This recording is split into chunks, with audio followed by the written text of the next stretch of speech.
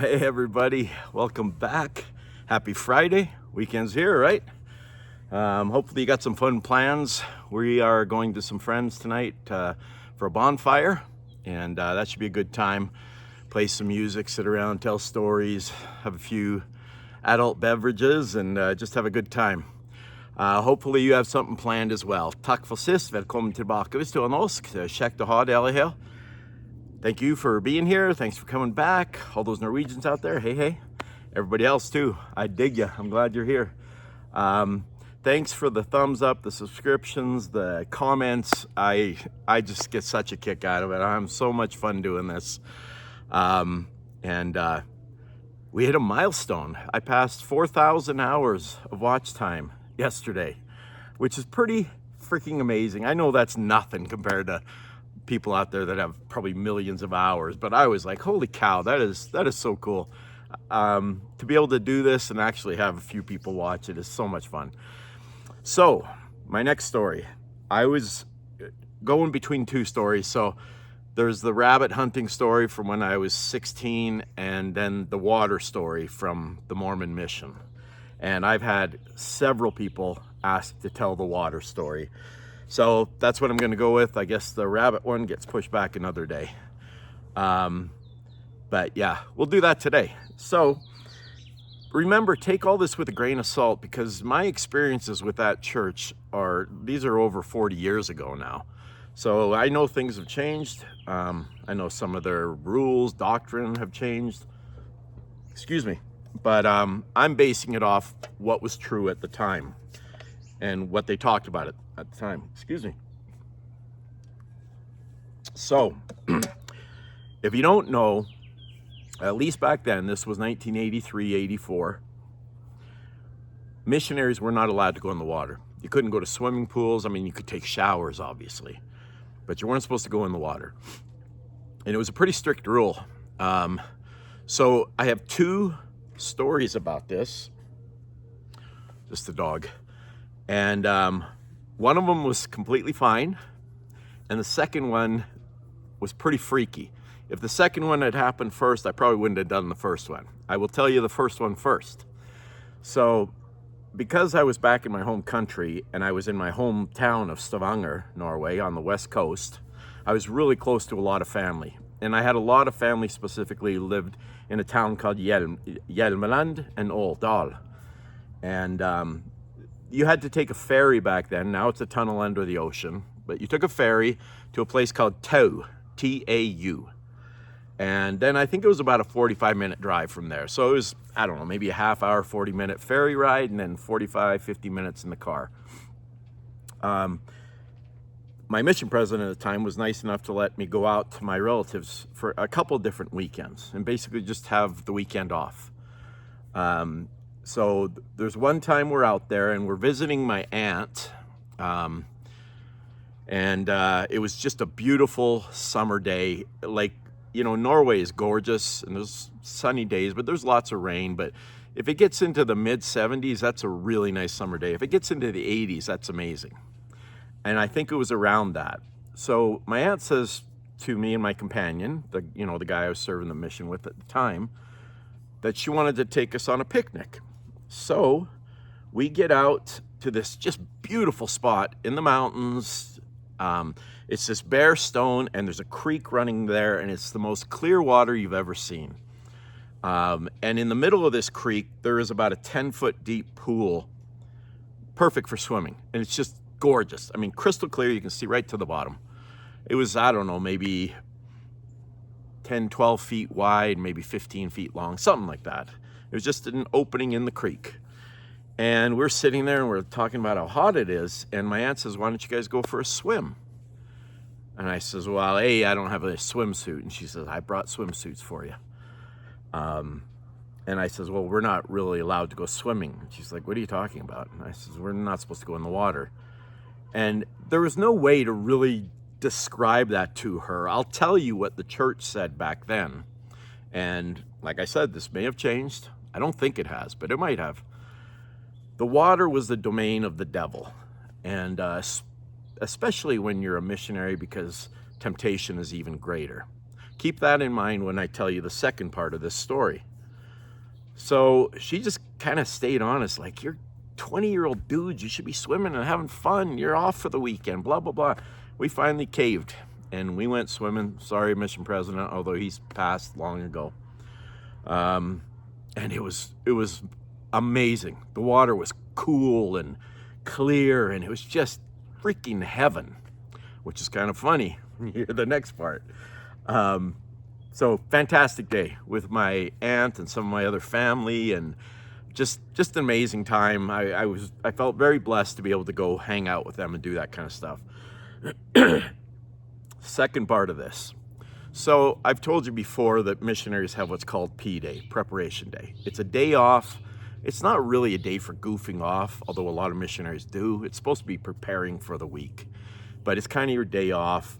In our mission, it was Tuesday, and it was only till 5 p.m. Then we had to go knock on doors again, which was ridiculous because we didn't do that enough. We knocked on doors about 70 hours a week, just to give you a reference. So on our P days, the beach was not far from us. And if you don't know, Stavanger, the west coast of Norway, has a beautiful beach called Sola Beach. Sola Strand. Strand means beach. I don't think just in Norwegian. I think other languages use that word too, strand. So we would go down to the beach, which I can't believe we were allowed to do, because if you watch my previous video, Confessions from My Mission, not only are there women beautiful over there, a lot of them were walking around topless. The fact that the mission president let us go down there is insane. Talk about temptation, holy cow. But like Joseph in the Bible, I was strong and resisted. Anyway, we would go down there and play frisbee. And on nice days, even if it was kind of shady, cloudy, we would go down there and hang out. It was just kind of a nice relief from the non-stop grind of a mission. At least back then, this was not a vacation. It was not a party. It was hard work. It was non-stop. Most people didn't like us. And I get it. You know, I don't want people coming to my door. And I do have the missionaries come here quite often. And I tell them, you know, if we get into enough of a discussion, it's not going to be you converting me. It's going to be me converting you. Because I was you. So we're throwing the frisbee on the beach. I think it was just 2 of us, but there might have been 4. You know, it's 42 years ago this summer. And every once in a while I'd be like, oops, you know, and one of us would throw the frisbee just to the edge of the ocean. So, I guess I got to go in the water to get it. And we'd go a little farther each time. You know, it was up to our knees. It was up to our thighs. And we're like, we probably shouldn't push it any more than that. We're not supposed to do this. Well, my companion decided he was going to throw it farther out. And I'm like, I'm not going out there, man. I had this creepy feeling. It was so weird.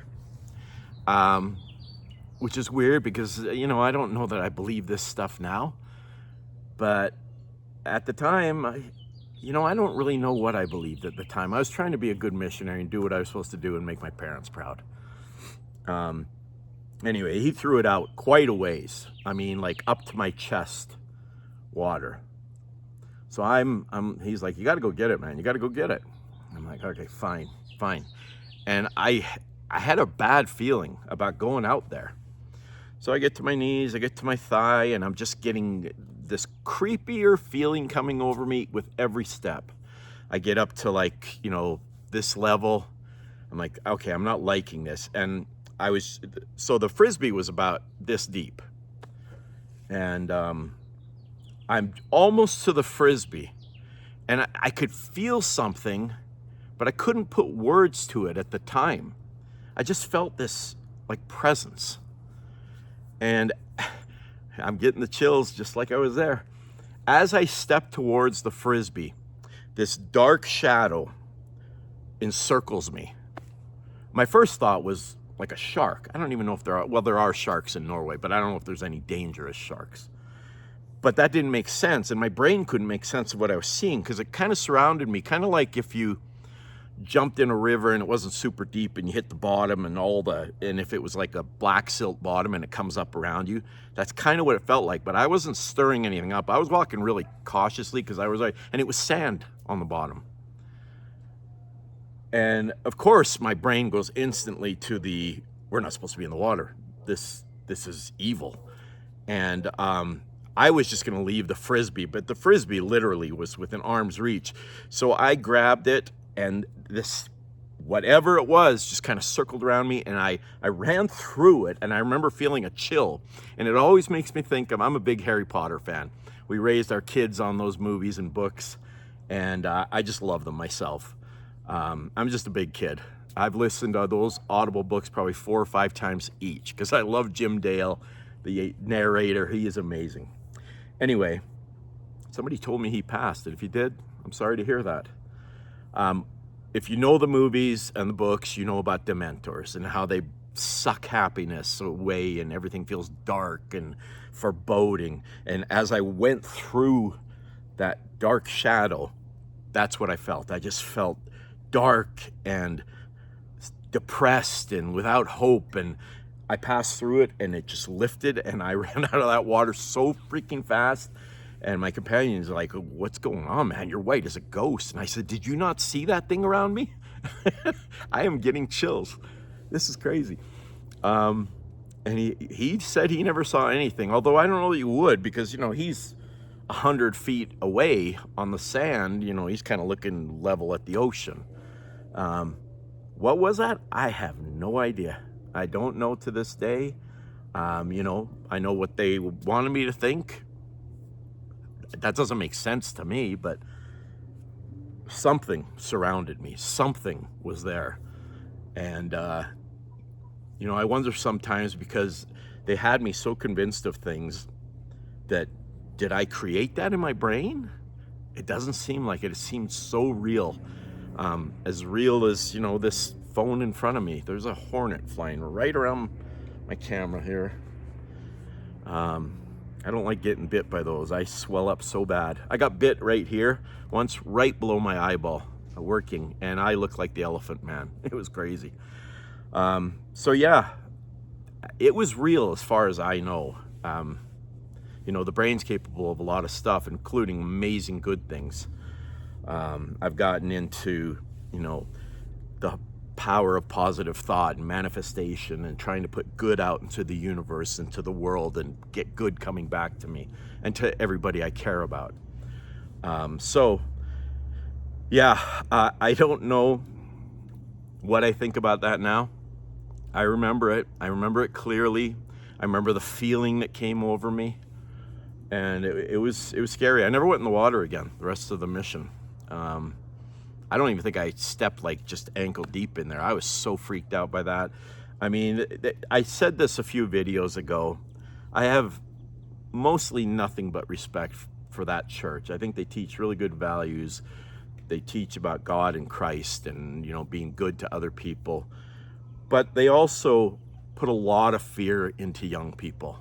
And I do not like that. And I don't know if it's still like that. But, I was convinced as a 16, 17, 18-year-old, if I fooled around with a girl, even kind of a little bit, like I'm not talking, all the way, just some, I felt like I was going to hell. And that's not a good feeling to put on a kid. They talk about these feelings. Well, I'm getting into a different subject now. I already talked about this. So if you want to hear more about that, go back a few videos and check it out. That's the story. That's the water story. I will get to the rabbit story one of these days. My wife just reminded me of another fantastic supernatural story. I had forgotten about this. Her and I experienced it with another couple. So it wasn't in our heads because all 4 of us saw this. I will tell that story too. That there is no explanation for what I tell when I tell that story. It's the light story. So if I forget, y'all can remind me. Tack för denna gång. Det var så käckt att snacka med alla. Thank you for this time. It was so fun talking to you. I have so much fun doing this. I get to reminisce. I get to hear cool comments from cool people like you. And I dig it. I hope you have a fantastic Friday. I hope, I was talking this morning on TikTok about my youngest son is moving out of state. He's like my buddy. I don't want to get into it. I'll get emotional. you know, cling to your family and your friends. They're so important. And I can't go into it. I will lose my shit, and I don't want to do that. So thank you for this time. Peace, love. I'll talk to you soon.